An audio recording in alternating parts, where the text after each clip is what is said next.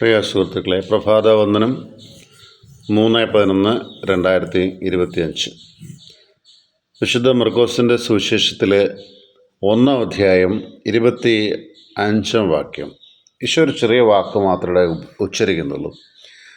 ആ വാക്ക് ഇതാണ്: നിശബ്ദനായിരിക്കുക, അവനെ വിട്ട് നീ പുറത്തു വരിക. പിശാചിനാൽ ആവേശിക്കപ്പെട്ട ഒരു മനുഷ്യൻ, ആ മനുഷ്യനെ കാണുമ്പോൾ ഈശോ ആ പിശാചിനോടാണ് പറയുന്നത്, ആ മനുഷ്യനോടല്ല. ആ മനുഷ്യൻ്റെ അവസ്ഥ കണ്ടുകൊണ്ട് പിശാചിനോടാണ് പറയുന്നത്. ഇവിടെ വളരെ ചിന്തോദീപകം എന്ന് പറയുന്നതിനേക്കാൾ ഒരു മനസ്സിലാക്കേണ്ട ഒരു കാര്യമുണ്ട്. ദൈവത്തെ മനസ്സിലാക്കിയവരുടെ കൂട്ടത്തിൽ പിശാചുക്കളുണ്ടായിരുന്നു, അന്നുമുണ്ട് ഇന്നുമുണ്ട്. ദൈവത്തെ മനസ്സിലാക്കിയവരുടെ കൂട്ടത്തിൽ. കാരണം ഈശോയെ മരുഭൂമിയിൽ പരീക്ഷണത്തിന് പരീക്ഷിക്കാൻ കൊണ്ടുപോകുന്നത് പിശാചാണ്. പിന്നെ പല സ്ഥലങ്ങളിലും മനുഷ്യരെ പെട്ടെന്ന് മനസ്സിലാക്കുന്നതിനേക്കാൾ മുമ്പ് പിശാച് മനസ്സിലാക്കുന്നു. ഇത് അല്പം ചിന്തിക്കേണ്ട ഒരു കാര്യമാണ്. എങ്ങനെയെന്ന് ചോദിച്ചാൽ, ഈശോയിലുള്ള ആത്മാവിൻ്റെ അല്ലെങ്കിൽ ദൈവിക സാന്നിധ്യം, ഞാനീ പറയുന്ന വാക്ക് എല്ലാവർക്കും മനസ്സിലാവണമെന്നില്ല, ട്രാൻസെൻഡൻ്റലാണ്. എന്നുവെച്ചാൽ ശരീരത്തിന് പുറത്തുള്ളതാണ്. അതുതന്നെയാണ് ഈ പിശാചിൽ ഉള്ളത്. പിശാചും ട്രാൻസെൻഡൻ്റലാണ്. നഗ്നനേത്രങ്ങൾ കൊണ്ട് കാണാൻ സാധിക്കത്തില്ല.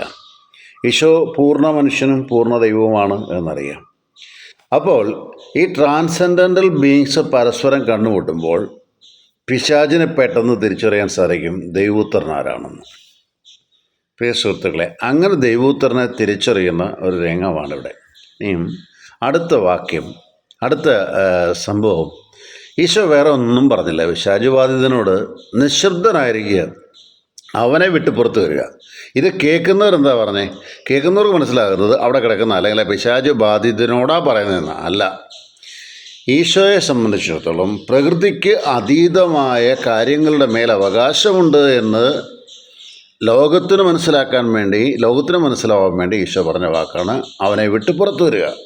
എന്നുവെച്ചാൽ മനുഷ്യരുടെ മുകളിൽ എന്തൊക്കെ വേണ്ടാത്ത ശക്തി ആവസിച്ചിരിക്കുന്നോ അല്ലെങ്കിൽ ആവേശിച്ചിരിക്കുന്നോ അതിനെപ്പോലും കീഴ്പ്പെടുത്താൻ ഈശോയ്ക്ക് ശക്തിയുണ്ട് എന്ന് മർക്കോസിൻ്റെ സുവിശേഷത്തിൽ 1-ാം അധ്യായത്തിൽ നമുക്ക് മനസ്സിലാക്കി തരികയാണ്.